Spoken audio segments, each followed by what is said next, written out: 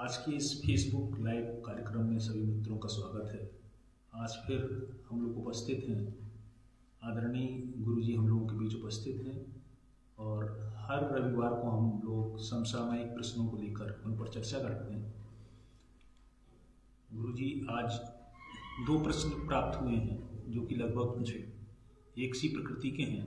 सनत जी का प्रश्न है कि वैदिक संस्कृति, देव संस्कृति, भारतीय संस्कृति, दानव संस्कृति की रक्षा करने का प्रयास तथाकथित धार्मिक और सामाजिक संस्थाएं, संगठन लगातार करते रहते हैं।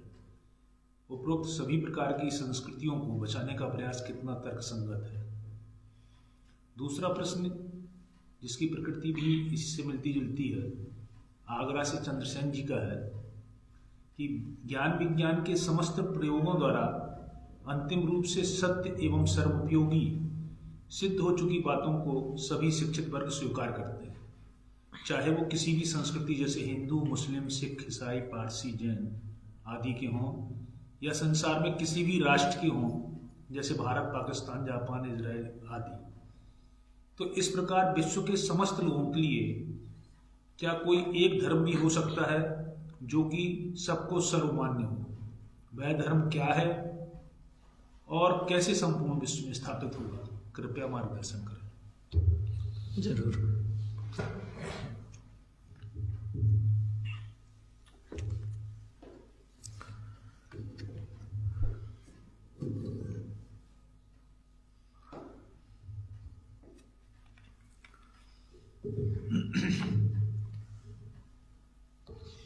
यहाँ पर दोनों प्रश्न कुछ मिलते जुलते से हैं और एक तो संस्कृति को लेके सनत जी ने जो बात करी है, वैदिक संस्कृति या देव संस्कृति, भारतीय संस्कृति, तमाम ऐसी संस्कृतियाँ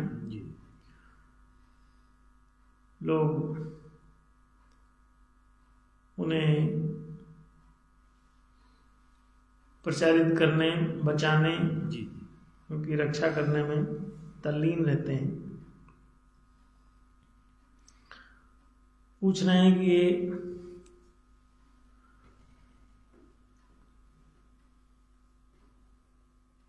संस्कृतियां वास्तव में क्या हैं।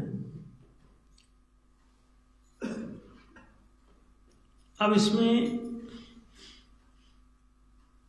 संस्कृति का पहले मतलब समझना होगा। जी। सम्यक रूप से जो चीजें करी जाती हैं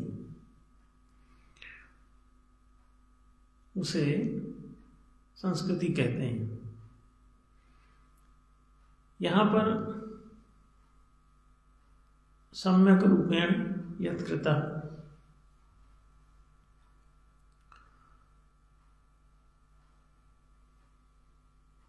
जो बात ठीक से कर दी जाए, इसका मतलब ये कर्म से कुछ संबंधित है। जी। इसके नामकरण से स्पष्ट है कि कुछ करने से कुछ होता है। जी। हर कर्म के फल उत्पन्न होते हैं, आप चाहे जो करें। फल ये 2 रूपों में जाने जाते हैं। एक तो सूक्ष्म रूप से जो आपके भीतर गुणों के रूप में उत्पन्न होता है, और बाहर जो है स्थूल रूप से कुछ फल के रूप में। जैसे कि आप कोई भी काम कर रहे हैं, साइकिल चलाने का ही अभ्यास कर रहे हैं, तो साइकिल चलाने का एक तो आपके अंदर गुण बन रहा होता है। जी। उसका स्किल बनता है, कौशल बनता है। जी। ये तो अंदर होता ही, दिखाई नहीं देता, लेकिन लक्षणों से इसे पहचाना जा सकता है। तो एक तो ये पक्ष हो गया जो सूक्ष्म वाला था, हमने बताया कि कर्म जो 2 प्रकार के फल उत्पन्न करता है, ये सूक्ष्म वाला फल। अब बाहर जगत में क्या होता है कि आप साइकिल चला रहे हैं, कार चला रहे हैं, कोई भी चीज चला रहे हैं, तो संभव है कि उसका कोई आपको वेतन भी मिलता हो। तो मान लीजिए कि उस साइकिल को चलाने से इनको 1000 रुपये प्राप्त हुए जी। कार चलाने का मान लीजिए कोई 10,000 रुपये प्राप्त किया, तो वो कर्म जो चलाने का कर रहा था, कोई ड्राइविंग का जो कर्म है, वो 2 प्रकार के प्रतिफल उत्पन्न कर रहा है। एक तो आपके सूक्ष्म जगत में गुणात्मक रूप से, और दूसरा स्थूल जगत में धनात्मक रूप से, कि कुछ उसका धन प्राप्त हुआ।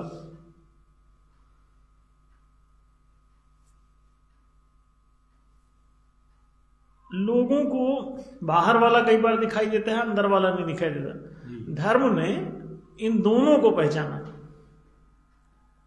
और धर्म ने इसका नाम दिया संस्कृति, कि आप जो कुछ भी करते हैं तो वो इन 2 क्षेत्रों में आपको प्रभावित करेगी। अब आप जो भी पॉजिटिव निगेटिव जैसा करेंगे तो पॉजिटिव निगेटिव आपके भीतर संस्कार बनेंगे, आपके सूक्ष्म शरीर में वो बैठेंगे, आपकी आत्मा में वो बैठेंगे। इस पक्ष को ही प्रायः संस्कृति के नाम से लोग संचालित कर रहे हैं कि इनको अच्छे संस्कार मिले हैं, उनको अच्छे संस्कार नहीं मिले हैं।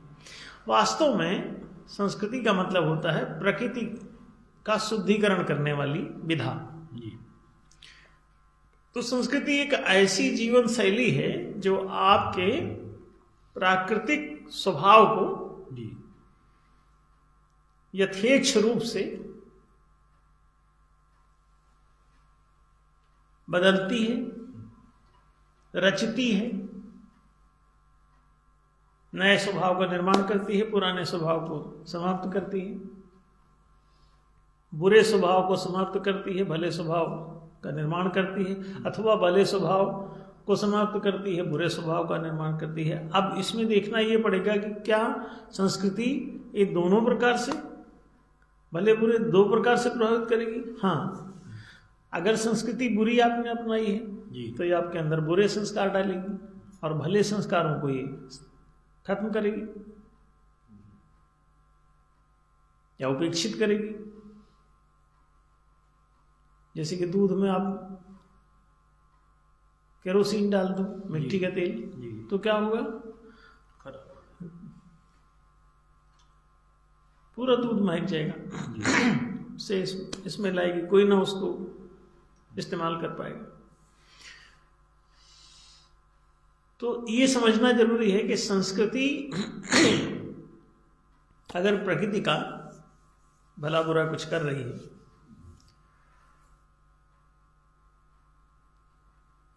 तो निश्चय रूप से ये बड़ी प्रभावी चीज है, पूरी प्रकृति को ही बदल देती है, आपके नेचर को उठा के कुछ का कुछ कर देती है।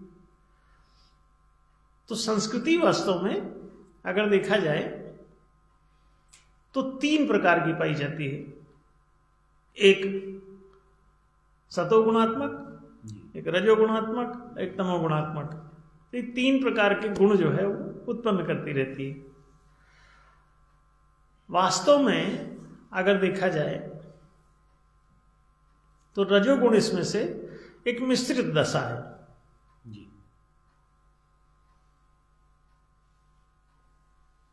तो गुण केवल प्रकाश और अंधकार के ही हुए और बीच में एक ट्रांसफॉर्मेशन की दशा है कि इधर से उधर कोई जा रहा है या उधर से इधर को आ रहा है। तो बीच में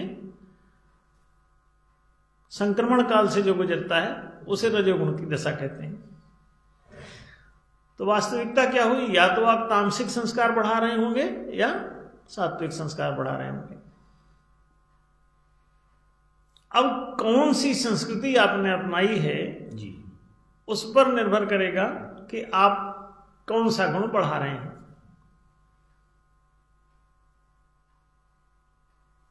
संस्कार को ही गुण कहते हैं। संस्कृति का मतलब ही हुआ कि संस्कार देने वाली कोई प्रक्रिया। तो संस्कृति वास्तव में चारित्रिक प्रक्रिया है, आचार संहिता। तो अगर आप अपनी आचार प्रक्रिया को सात्विक कर लेते हैं तो आप सात्विक संस्कृति का पालन कर रहे हैं।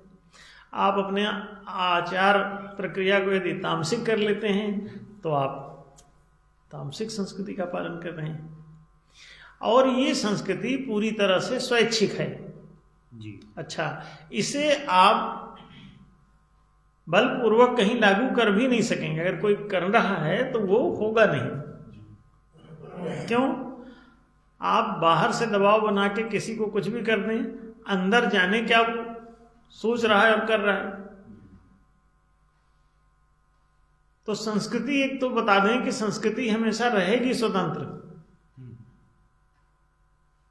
क्योंकि ये बिल्कुल निजी मामला है। देव सभ्यता में जो संस्कृति कही जाती है कि वहां पर संस्कृति के भी नियम अनिवार्य हैं, लेकिन उसके पहले बेस में यह है कि देव सभ्यता में लोग स्वेच्छापूर्वक आए हुए रहते हैं, तो ये बात उनको पहले से ही पता है कि यहाँ पे ऐसा है, तो वो पहले से ही राजी रहते हैं। इसलिए यहाँ उनकी स्वतंत्रता अनुसार ही हुई, तब भी अनिवार्य होते हुए भी उनकी निजी इच्छा पर ही तो इसकी सदस्यता निर्भर है। तो ये पक्का हो गया कि संस्कृति का जो विषय है ये मौलिक रूप से अंदर आप भले आदमियों के बीच में भी रह के आप बुरे गुण सीखते रह सकते हैं। अब बुरे आदमियों के बीच में रह के भी आप भले गुण सीखते रह सकते हैं। इसीलिए रावणों के बीच में विभीषण जैसा सज्जन भी मिल जाता है। आपने सुना होगा कि जब हनुमान जी लंका में गए तो लंका नगरी तो पूरी तामसिक दुराचार की नगरी, तो वहां पर ये ऊंचे चरित्र का व्यक्ति वहां कहां बैठा हुआ है, तो संस्कृति तो खराब है। सांस्कृतिक परिवेश पूरा जो है सो है लंका में, लेकिन उस संस्कृति में भी कोई एक आदमी अंदर से अपने संस्कार खुद के बनाए चला जा रहा है अपनी मर्जी से अंदर अंदर। तो इसका मतलब यह है कि सांस्कृतिक परिवेश चाहे जैसा हो, आप अंदर अपने अगर संस्कृति खुद की सही चुन लें तो आपके भीतर अच्छे संस्कारों का सृजन होने लगेगा, अच्छे गुण बनने लगेंगे, अच्छा स्वभाव निर्मित होने लगेगा। तो विभीषण का स्वभाव इसीलिए परिष्कृत है, शुद्ध है, सज्जनोचित है। उसमें हनुमान जी जब वहाँ जाते हैं तो देखते हैं कि सीता की खोज में तो वहाँ मिली नहीं लंका नगरी में, तो वो बाहर कहीं अशोक वाटिका में उनको रखा गया था। तो हनुमान जी जुड़ते जुड़ते जब थक गए और वहाँ दिखाई नहीं, वहाँ थी नहीं, तो कहते हैं कि मनमह तर्क करें कपिलागा, ते ही समय विभीषण जागा, और राम नाम ते ही सुमिरन कीन्हा, तो हृदय हरसि कपि सज्जन चीन्हा। कपि माने हनुमान जी, कपि कहते हैं बंदर को। तो हनुमान जी वानर रूप में है, तो हृदय हरसि कपि सज्जन चीन्हा। हनुमान जी ने उसकी आवाज सुन के हृदय में बड़ी प्रसन्नता अनुभव की कि कोई तो मिला इस विचित्र नगरी में, तामसिक आचार से आच्छन्न नगरी में कोई तो सज्जनोचित व्यक्ति है। सुबह उठे, उठते ही उन्होंने राम नाम तय स्मरण किया। हमेशा ध्यान रखें कि जो अपना भावनात्मक विकास करना चाहता है, छाती विकसित करना चाहता है, क्षत्रियत्व प्राप्त करना चाहता है, तो उसके आदर्श श्री राम है जी। ये विष्णु के क्षत्रिय स्तर के अवतार हैं जी। तो क्षत्रियों के आदर्श के रूप में इनका प्रिस्क्रिप्शन है कि अगर आपको क्षत्रिय बनना है तो आप भगवान राम का आदर्श पढ़ते रहिए, रामचरित्र में राम के चरित्र को आप पढ़िए। तुलसीदास जी ने लिखा है रामचरितमानस, तो राम की आचार संहिता को पढ़िए, वो कैसे उठते हैं, कैसे बैठते हैं, कैसे चलते हैं, कैसे बोलते हैं, भाइयों से कैसे मिलते हैं, माँ बाप से कैसे मिलते हैं। तो सब है उसमें, पूरी उनकी चरित्रावली। तो जब आप उसको पढ़ते हैं और वैसा वैसा आप अगर अनुकरण करते हैं जी तो आपके अंदर क्षत्रियत्व के संस्कार बनने लगेंगे। जी तो इसलिए राम के वो भक्त हैं क्योंकि उनको अपना इमोशनल डेवलपमेंट करना है। EQ स्तरीय व्यक्ति बनना चाहते रहे होंगे, इमोशनल कोशल डेवलप करना चाहते रहे होंगे, तो उन्होंने राम का स्मरण किया प्रातः उठते ही। तो वो समझ गए कि कोई सज्जन आदमी यहाँ पे है।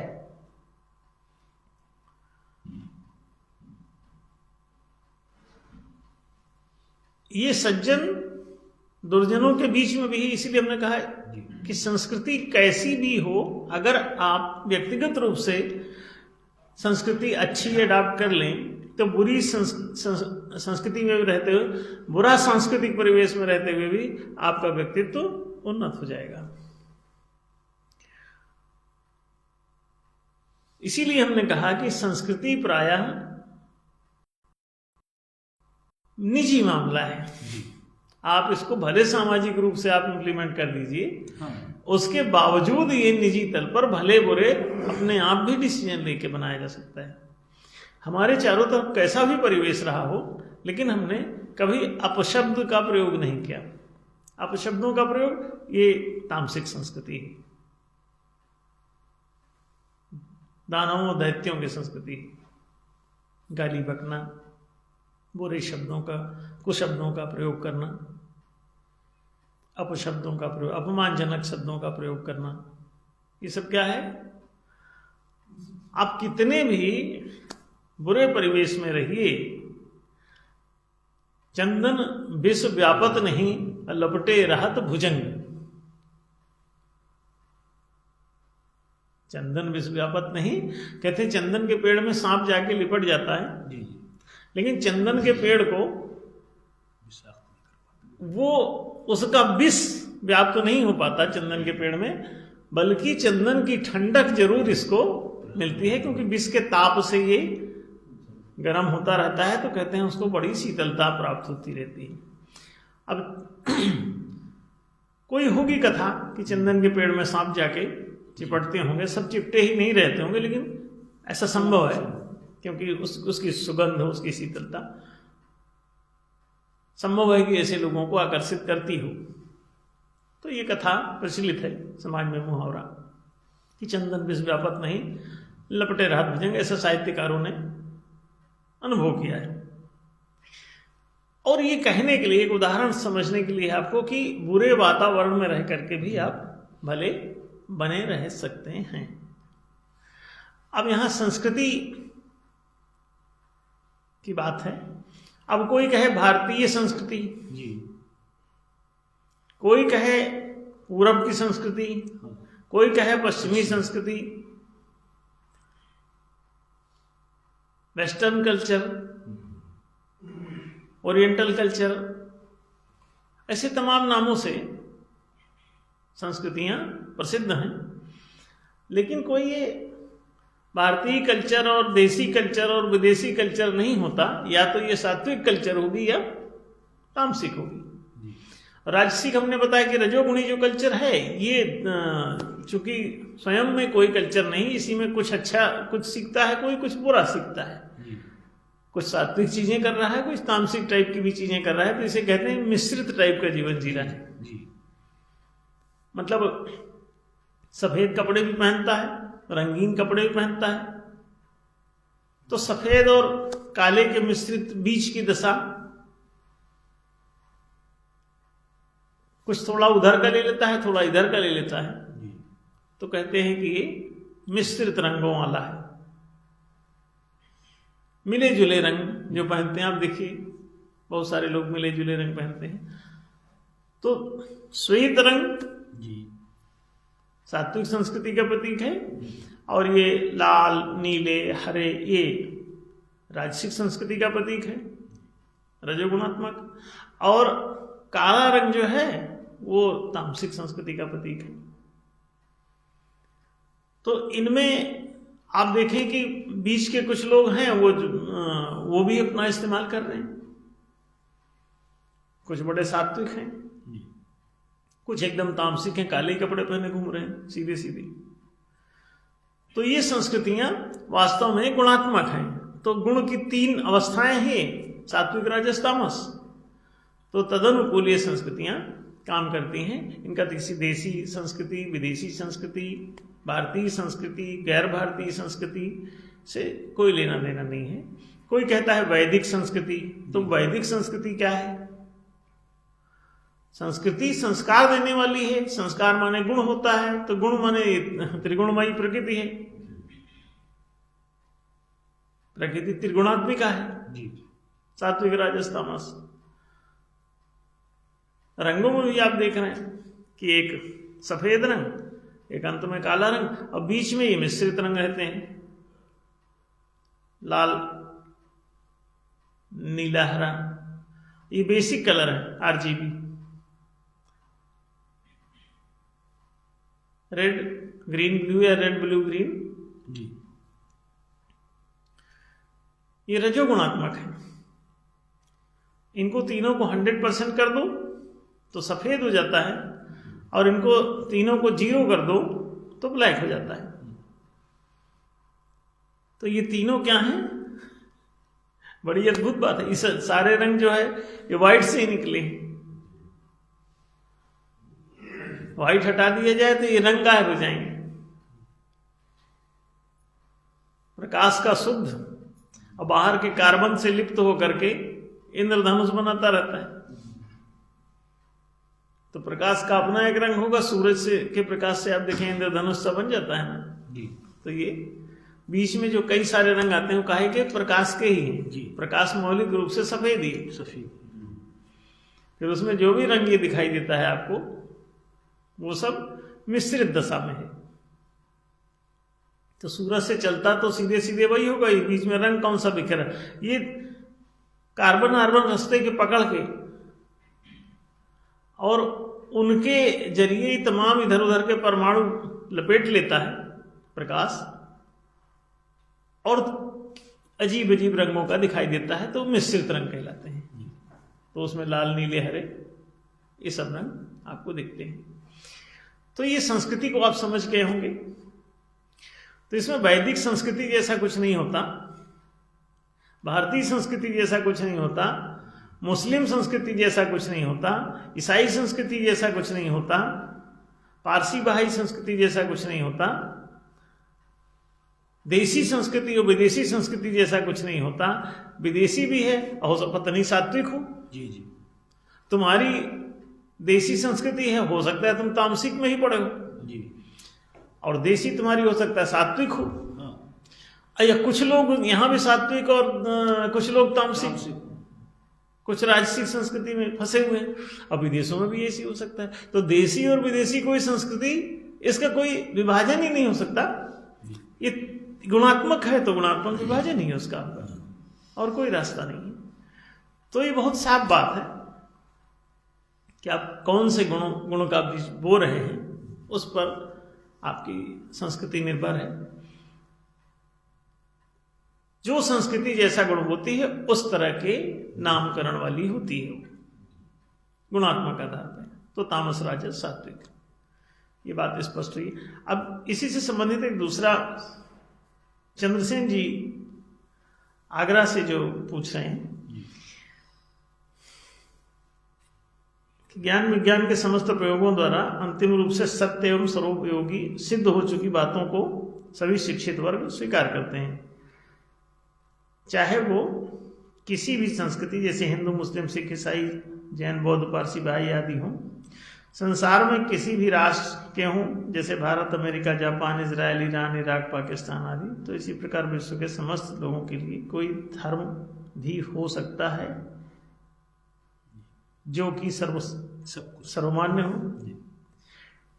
वह धर्म क्या है और कैसे संपूर्ण विश्व में स्थापित होगा, कृपया मार्गदर्शन करें। अब देखें, यहाँ सीधी सी बात है इसमें एक कि जो बात सत्य होती है वो सभी को मान्य होती है। जैसे 2 + 2 = 4 जी। अब ये भारत को भी मान्य है, इजराइल को भी मान्य है, पाकिस्तान को भी मान्य है, और जी जी हिंदू, मुस्लिम, सिख, ईसाई संप्रदायों को भी मान्य है, सभी देशों राष्ट्रों को मान्य है। इसमें कौन मना करता है? कि 2 + 2 = 4 ही पढ़ाया जा रहा है ऑल ओवर द वर्ल्ड। सत्य जो बातें होंगी वही धारण करने योग्य भी होंगी। आप अपनी किताब में क्या लिखेंगे, क्या धारण करेंगे? 2 + 2 = 4, 3 या 5 तो नहीं लिख सकते। तो इसीलिए जो बात सही होगी वो स्वतः सबको स्वीकार्य हो जाएगी, सबके लिए अवधार्य हो जाएगी, सब उसे धारण करेंगे और वो बात धर्म कहलाएगी। इसीलिए उपनिषद कहते हैं कि यो वैसा धर्म सत्यम वै तत्, कि जो कुछ भी सत्य होगा वो धर्म हो जाएगा। और सत्य चूंकि जो त्रैकालाबाद है, जाको नाश न होए, रहा है एक रस जो सदा, सत्य कहा वै सोए। अब आप देखें कि जो पहले भी त्रैकालाबाद माने तीनों कालों में एक समान रहता है। ऐतिहासिक काल में भी 2 + 2 = 4 होता था, वर्तमान में भी 2 + 2 = 4 हो रहा है, और भविष्य में भी 2 + 2 = 4 होता रहेगा। तो काल से बाधित नहीं हो रहा है, तीनों कालों में ज्यों का त्यों चल रहा है। और ये नष्ट भी नहीं होगा, ये भी बता दें, ये शाश्वत और सनातन भी रहेगा, ये विनाशमान नहीं है। 2 + 2 = 4, तुम जानो तब भी यही होगा, तुम ना जानो तब भी यही होगा। तो जो लोग पशु पक्षी ये बंदर लोग जो नहीं जानते हैं कि 2 में 2 जोड़ने से 4 होगा, ये नहीं भी पता है उनको, तब भी 4 ही हो रहा है। तो जाको नाश न होए, जो त्रैकालाबाद है, तीनों काल, भूत वर्तमान भविष्य तीनों समयों में 2 + 2 = 4 ही होता रहेगा, होता रहा है, होता रहा था, काल से बाधित नहीं। और ये शाश्वत और सनातन, काल से प्रभावित नहीं हो रहा है, और रुक भी नहीं रहा, नष्ट भी नहीं हो रहा है, विनाशमान भी नहीं, क्योंकि 2 + 2 = 4 आप जाने तब भी रहेगा, ना जाने तब भी रहेगा। इसीलिए जो कुछ भी सत्य सिद्ध होता है उसे धर्म कहते हैं। यो वैसा धर्म सत्यम वै तत्। रामचरितमानस में आप देखें तो वहां भी एक चौपाई आती है, इसमें कहा जाता है धर्म न दूसर सत्य समाना। सत्य के समान दूसरा कोई धर्म नहीं है, दूसरी कोई बात धारण नहीं की जा सकती। और धारयति इति धर्म, जो आप धारण कर सकें, स्वीकार कर सकें, एक्सेप्ट कर सकें, वही धर्म कहलाएगी। अब गलत बात को कौन स्वीकार करेगा? किसी ने कहा 2 + 2 = 3, आप हंसने लगे, सभी लोग हंसने लगे कि पागल है। तो जो बात सत्य सिद्ध हो जाएगी वो सर्वमान्य हो जाएगी, और ये सर्वमान्य है। 2 + 2 = 4 सर्वमान्य है। ऐसे ये उदाहरण के लिए बताया। जीवन के सभी अभिप्रायों में जो बात यथार्थ सिद्ध हो जाएगी वो सर्वमान्य हो जाएगी, और वो बात सर्वहितकारी भी होगी। सर्वहितकारी का मतलब है लेने वाले को भी उसका भी हित है और देने वाले का भी हित है। कैसे कि 2 दिन की आपने किसी को मजदूरी देनी है, तो अगर आपने ये कहा कि 200 मिला के 400 रुपए होते हैं, तो 400 रुपए देने वाले के लिए भी सही है और लेने वाले के भी सही है हिसाब। अगर कोई कहे 200 + 200 = 300 हुआ, तो ये तो लेने वाले को अनावश्यक हानि हो रही। 300 देना, 400 होता 400 है, तो सर्वहितकारी रहेगी। ये झूठ जो है सर्वहितकारी नहीं होता। ये एक को तो फायदा कर सकता है, जिसने जो दे रहा है उसको कम देना पड़ेगा, 100 रुपए का इसको फायदा हो जाएगा, लेकिन दूसरे वाले को फायदा नहीं हो, जो ले रहा है उसको हानि हो जाएगी 100 रुपए की। तो अब आप समझ सकते हैं कि 200 + 200 = 400 ना बोलने पर 300 आप देंगे, तो किसी न किसी पक्ष को हानि होगी, अन्याय होगा, मैं तू के बीच में लड़ाई प्रारंभ हो जाएगी। तो जो बात सत्य होगी वो सर्वहितकारी भी होगी, ये भी एक लक्षण हुआ उसका।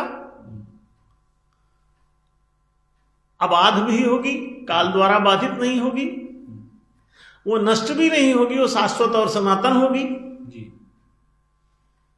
तो जीवन में जब जागतिक सत्य की खोज हुई कि जगत में हम लोग अनेक दिखाई देते हैं,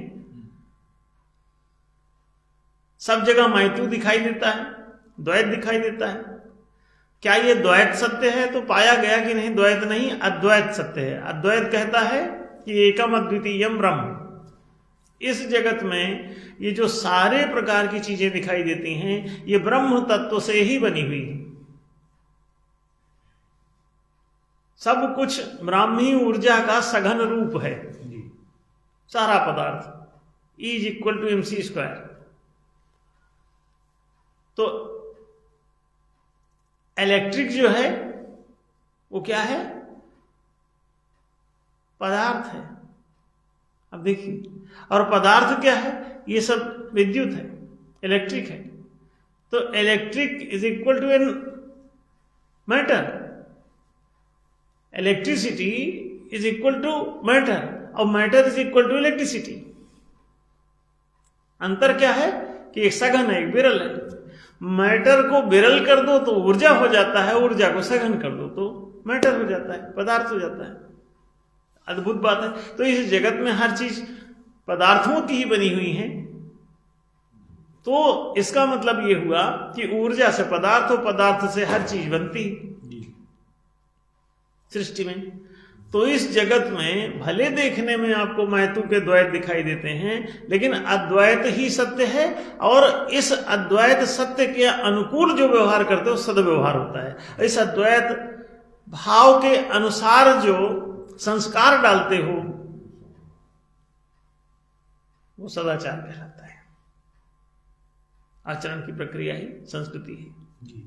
तो आचार और व्यवहार जब आपके सदाचार और सद्व्यवहार हो जाएं, इस सत्य की खोज हुई और कहा गया अब इसी के अनुसार करो, तो सारी शत्रुता नष्ट हो जाएगी। मैत्री संस्थापको यश्च विश्व शांति विधायकः सनातनाय धर्माय तस्मै नित्यम नमो नमः। सारी दुनिया में सुख शांति का एक ही रहस्य है कि आप सत्य के शाश्वत और सनातन धर्म का पालन कीजिए।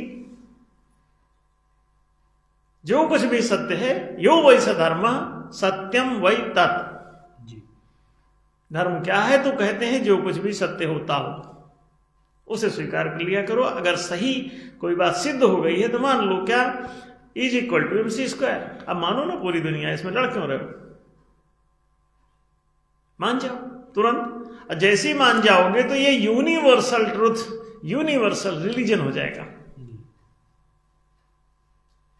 इसी से विश्व बंधुत्व और वसुधैव कुटुंबकम की घोषणा हुई कि सब कुछ एक है तत्व रचा संसारा, और मिथ्या है सब मारी मारा।